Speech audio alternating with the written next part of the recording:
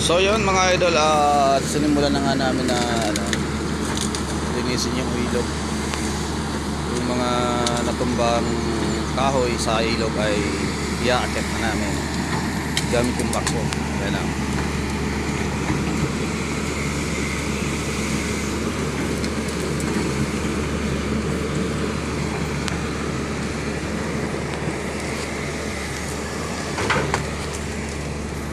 Para pagkaalis ng mga kahoy ay maghuhukay na ng para sa pundasyon.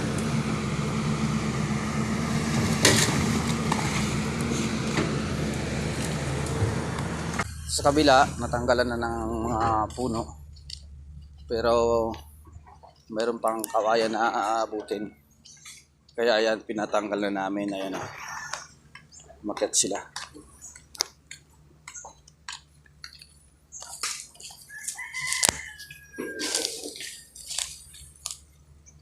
Yung kawayan na maraming tinik, hirap itong kunin mga idol. Yan yung dalawa, yan sa taas. Bali dalawang kawayan yung namin, dalawang puno. Ayun pa maraming tinik. Yan, paalisin muna kasi kailangan daw ng may-ari.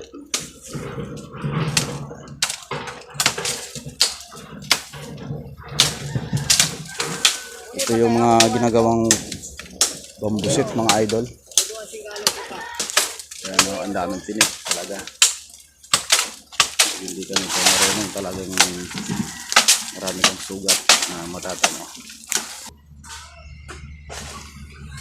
Maraming puno ang inalis dito mga idol.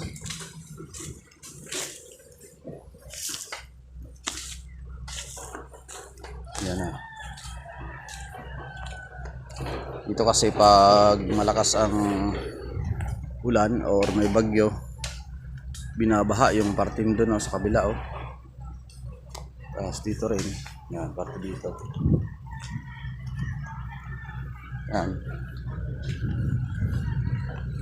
Meron nga pala kaming nahukay na dito, puno. Ayun, ang laki. Babad na sa ilog mga idol. Yun mga idol, yung bambuhalang kahoy na nahukay namin.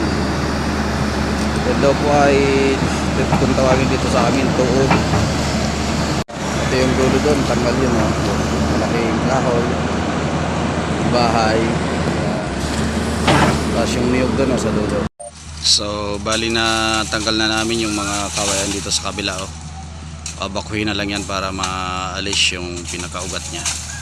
Bali yung isa naman ang aming tatanggalin. Yan, sinisimulan na nila mga idol. So hanggang dyan lang muna mga idol, at abangan nyo na lang lagi ang aking vlog dito sa aming site. Thank you for watching. Keep safe and God bless you all.